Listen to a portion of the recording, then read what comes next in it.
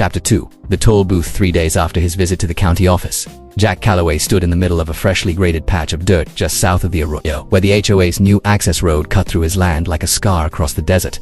The morning sun beat down, hot and relentless. A light wind stirred the dust at his feet. In front of him, a cinder block structured him feet wide, 8 feet deep, rose from the earth like a monument to stubbornness. A corrugated metal roof, salvaged from an old feed shed, covered it. A single wooden door, painted red, hung on rusted hinges. A hand-lettered sign, nailed to a post beside the entrance. Read: tolls collected here, $10 per vehicle, cash or Venmo, no EXECAPTUN is beneath it. In smaller letters: you blocked my road, now you pay for yours. Jack wiped sweat from his brow with the back of his hand and stepped inside. The booth was bare concrete floor, a second-hand office chair, a folding table. On it sat a cash box, a clipboard with a logbook, a walkie-talkie, and a .38 revolver, unloaded but loaded later that day, just in case. A solar panel on the roof powered a small fan and a battery pack for his phone. He'd built it in 2 days, worked from dawn to dark, hauled the blocks in the truck, mixed the mortar by hand, welded the gate frame in his shop. The steel gate, itself 12 feet wide, black iron with a manual crank, was now bolted across the HOA's access road. Right where it crossed his property line, it wasn't a fence, it wasn't a wall. It was a toll booth, and it was legal at least. That's what Sarah said. Jack pulled out his phone and dialed. She answered on the third ring, voice clipped. City Sharp: Dad, I told you not to do anything stupid. Morning to you too, Sarah. You built a gate on the HOA road. I didn't build it on their road, I built it on my land. There's a difference. There was a pause. He could hear her typing. You're citing the 1908 railroad easement, she said, and the 1952 quitclaim deed. You read the documents. I scanned them at 2 a.m. between depositions. Dad, this is insane. You can't just charge people to drive on a public access route. It's not public, it's their private road, and it crosses my land. That makes it a trespass unless I grant permission. You're not a municipality. No, I'm a landowner, and they're using my property without consent. That's called encroachment. I can sue or I can charge rent. Rent, you're charging $10 for passage, like a toll.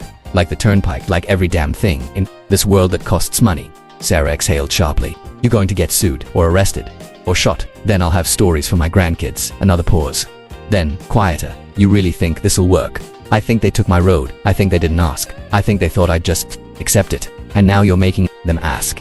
Jack looked out the booth window. The desert stretched east, empty and still. That's the idea. The first vehicle arrived at 7:42 a.m. the next morning, a silver BMW X5, tires squealing as it slowed to a stop before the gate. Jack was already in the booth, coffee in hand, hat low over his eyes. The window rolled down. A woman in her 50s, hair perfectly styled, face tight with outrage, glared at him. You've got to be kidding me. Jack tipped his hat. Morning, ma'am. What is this? Some kind of joke? No joke. This is private property. You're on it. That'll be $10. She stared at him like he'd just spoken Martian. Are you Jack Calloway? That's right, the rancher. The one who's been blocking County Road 17. No, ma'am. The HOA blocked my road. I'm just charging for yours. This is Willow Creek property.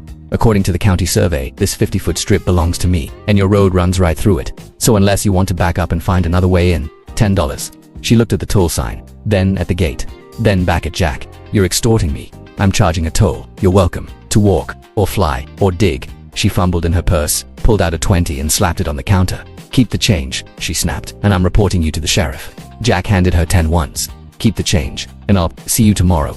He cranked the gate open with a metallic groan. The BMW sped through, kicking up dust. Jack logged the transaction. 7:45 a.m. BMW X5 female driver, angry. $10 collected. He smiled. By noon, 3 more vehicles had passed through. A white pickup truck with a kayak rack, paid without a WORDA Tesla Model Y. Driver tried to argue constitutional rights. Jack said, Constitution doesn't cover trespassing. $10 he paid. A golf cart driven by an elderly man in a polo shirt. He handed over a 10 and said, took you long enough. We've been stealing your water since 2019. Jack laughed. Noted. Word spread fast. By evening, a small crowd had gathered near the gate, residents arms crossed, muttering into phones. Jack watched from the booth as a black SUV with tinted windows pulled up. The door opened, and out stepped Linda Prescott, HOA president. 5-foot-10 power blazer heels that costs more than Jack's truck. She strode up to the booth like she owned the world. Mr. Calloway, Mrs. Prescott, this is ridiculous. You're holding an entire community hostage. Community's got 1,000 ways to get home. I've got one road. You blocked it. You're violating state traffic laws. You're obstructing emergency access. I've got a bypass registered with the county. Fire and ambulance can use it free. You're not an ambulance. She leaned in. You think this is a for game? I think it's justice. You took my access. I'm charging for yours. You're charging us for driving. For trespassing, $10 is a bargain. Linda straightened, eyes blazing. We're filing a restraining order. We're calling the sheriff. We're suing you for every penny you've collected. Jack nodded. You do that. In the meantime, that'll be $10. She stared at him. I'm not paying. Then don't drive through. I live here. Then pay the toll. She turned and stormed back to her SUV, yelling into her phone, "Get me a lawyer." And the news. "This man is running a shakedown." Jack wrote in the log. 6:18 p.m. Black Range Rover HOA president. Linda Prescott refused to pay. Threatened lawsuit. Gate remained closed. He cranked it shut for the night. That evening Sarah called again. "Dad, you're on Facebook." Jack frowned. "I don't have Facebook." "You don't need one." Someone posted a video. "Rancher charges HOA $10 to get home. It's got 50,000 views. Is it good quality? It's going viral. People are calling you the tow booth cowboy. There's a meme with your face on a quarter." Jack chuckled. "Tell Em I accept donations." "Dad, this isn't funny. The county attorney's office just called me. They want to know if I'm representing you." And I said, "Maybe." Jack paused. "You don't have to. I know, but someone's got to keep you from getting arrested or shot." He smiled. "I'll pay you in beef. Make it brisket." They hung up. Jack stepped outside the booth and looked up at the stars, clear, sharp, infinite. A coyote howled in the distance. He poured a shot of bourbon into his coffee and raised the mug.